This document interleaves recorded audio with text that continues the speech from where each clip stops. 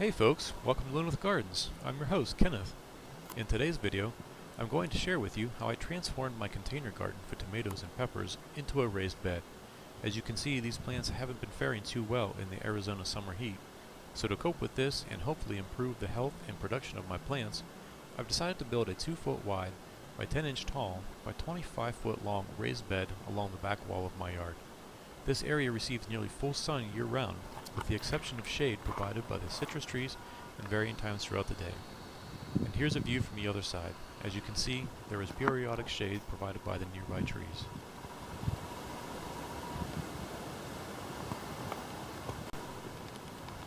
And this is what my rope trellis for the tomatoes looks like.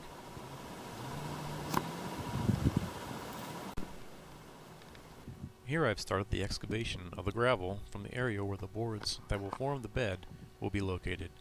Not surprising, there are roots that have grown through the holes in the bottom of the containers and down into the gravel below. This happened last year when I had my container-grown tomato plants in a different part of the yard and ended up with the same result. This year, however, the roots aren't as deep or as well developed.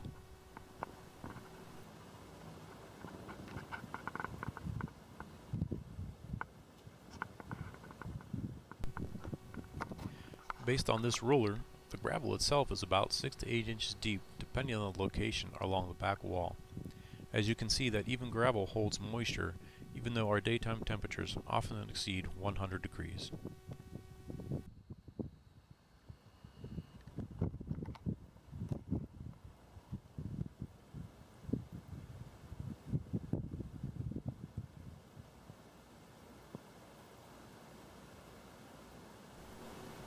Finally, the gravel where the outside edge of the bed will be located has been fully removed, all cleaned up and ready to place my boards.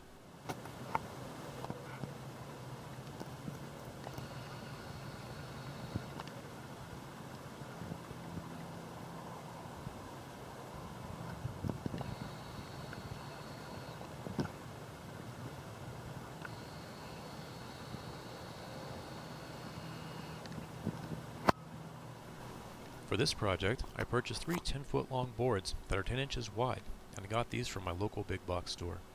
Because of the total length of the bed is only 25 feet, I had to cut one of the boards in half. With the remaining 5 feet of board, I cut that down again to 2 feet each to make the sides of the bed. I'll use these 1x2s to attach the boards together on the length of the bed.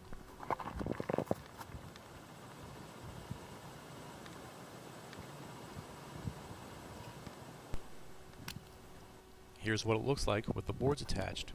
I did this for all the junctions, and I'll go ahead and bend the screws down on the inside so I don't inadvertently cut myself on them in the future.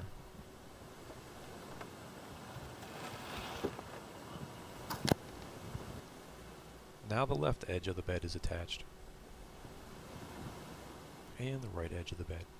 I didn't put a board on the back side, and instead will use the wall as the back edge of the bed. Here's what the bed looks like now that it is in place.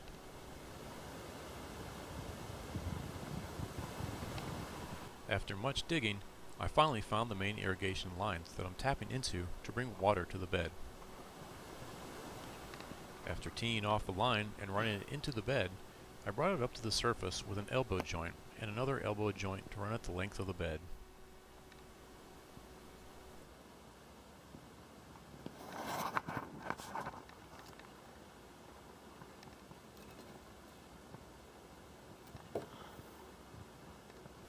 Now that the containers have been moved aside, it's time to remove the gravel inside the bed and make way for the soil and compost that I will be adding.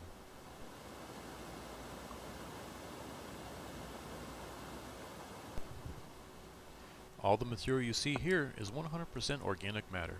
It's compost from my neighbor's grass clippings, sawdust from my wife's uncle's cabinet and furniture shop, biochar that I've made myself, and other garden waste. I estimate over 50% of the material to build the soil for this bed is going to be organic matter.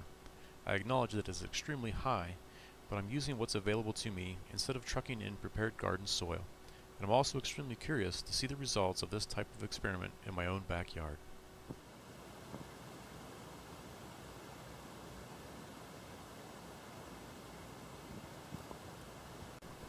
To this, I'm adding local native soil, or more accurately, sand and silt from the wash directly behind my house. In total, I will add approximately 50 to 60 gallons of local native soil to the bed. I'm continuing to add organic matter, and then dump buckets of the native soil into the bed, and then through the process of spreading it out from this far end of the bed to the other end, it mixes together.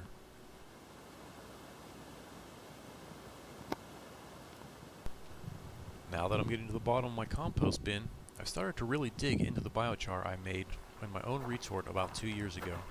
Since it's been mixed with compost for the past 2 years, I'm not too worried about it sucking up nutrients and depriving my plants going forward, but we shall see. Finally, this project is nearly done. I've transplanted my plants back into the bed after removing them from the containers, and I've placed the irrigation line in the middle of the bed.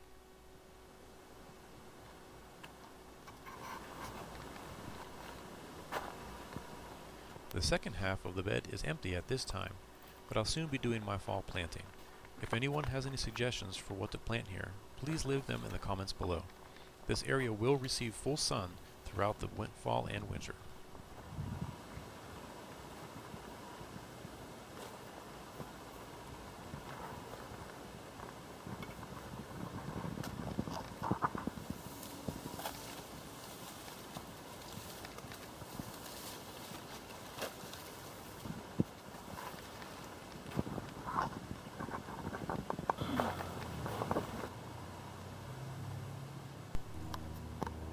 For now, I'm placing my drip emitters approximately 12 inches apart, which just nearly coordinates with the spacing of my current plantings.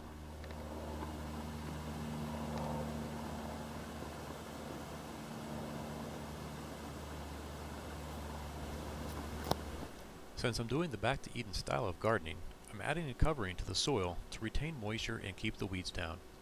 Here I'm using what's available to me in the form of dropped leaves from the mesquite tree behind the house. In summary, this project took me about 12 to 15 hours over the course of 3 days to complete, and the total cost was about $45. I spent $35 on the boards and another $10 on the irrigation materials, of which I purchased more than I needed. I already have the screws, and the organic matter in the native soil was free. Time for the final inspection and once over from my supervisor Gatsby. Looks like everything checks out.